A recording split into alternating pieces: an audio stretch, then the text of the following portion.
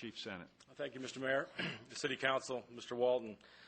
On behalf of Chief Darrell Stevens and the rest of the Charlotte-Mecklenburg Police Department, we appreciate the opportunity to speak to you tonight. Now let's move on to burglary, which is on a lot of people's minds. As you can see from this chart, we saw increases and decreases over the course of last year, with the biggest jump in October.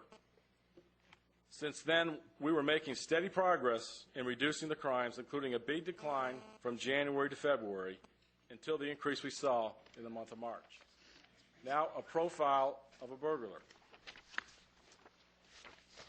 Sanchez Mills, finally arrested on April 3rd on federal warrants. He is responsible for numerous kick-in style burglaries that you've highlighted tonight. He is being investigated in practically every police division in this city for that type of crime. He is currently being held without bond as a federal prisoner, and he's only 23 years old.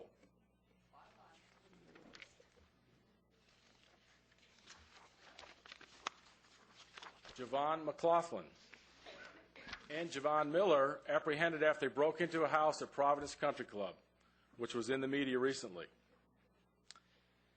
He just served 10 days for a March 23rd arrest that included a range of charges related to larcenies, possession of stolen property, and burglary.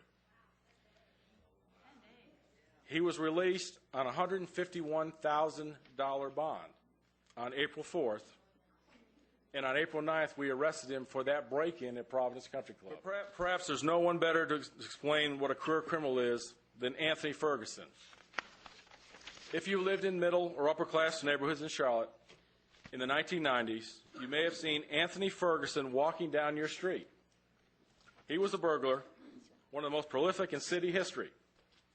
Mr. Ferguson confessed to breaking into more than 600 Charlotte homes from the 1980s until we caught him in 1999. He is now serving a 12-year sentence at federal prison in Kentucky. If his good behavior continues, he's scheduled to get out of prison in 2010. But before he was locked up, we did something to ensure his record won't be broken. As part of a plea bargain, we spent days driving him around and interviewing him about his methods. We turned the highlights into a video we featured on CMPD today. Here's just a small clip of that video, which kind of gives you insight of what a burglar thinks about and with some of the prevention tips that we can do together.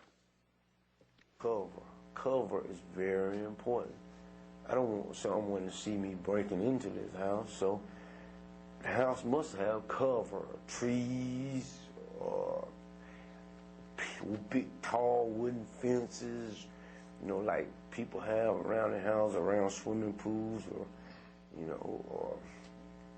cover. When I say cover, anything that I can get up close to this house and it'll hide me, where somebody can't just maybe look out their window and the next door neighbor look out and say, well, somebody, after I look for the plants in people's yards, how they take care of their yards, toys is very important, because it depends on what kind of thief I am. If I'm looking for guns, or if I'm looking for jewelry, if I'm looking for this or that, and me myself, I was a jewel thief, and women have the jewels, and if I see a bunch of toys in the yard, then I know it's a woman live there. Then I look at if the house has an alarm. After I make sure the house got cover, I make sure the house got an alarm or doesn't have an alarm, But all that's nothing if I don't look at the next door neighbor's house too, on both sides. If there's houses on both sides of this house that I'm checking out to break into, I gotta make sure the neighbor's houses is secure too. And not only that don't mean that the neighbors doesn't have to be home, because I don't care if the neighbors is at home. I look for the neighbors because neighbors are nosy, If I ride through your neighborhood and you see me and two more black guys, you're going to automatically call the police because we look suspicious. But if I'm by myself and I'm walking through a neighborhood and I got a rake thrown over my shoulder, and plastic bags hanging out my back pocket, and a pair of gloves hanging out my back pocket. Well, you think I'm somebody's yard man.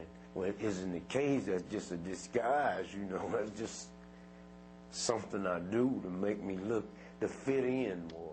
Yes, you always knock on everybody's door. I don't just, I mean, me, I can look at the house and tell you if somebody's home or not, but I'm still going to knock on your door to make sure you're not home. Because I have been in houses with people in their sleep. And when I go in the house and people in their sleep, they never wake up. I turn around and I leave. I walk back out, and I don't take anything. I knock on the door to avoid any confrontations. Because if I go in your house, I don't want you to be home. I think I've broken maybe 2 or 3 houses in the night.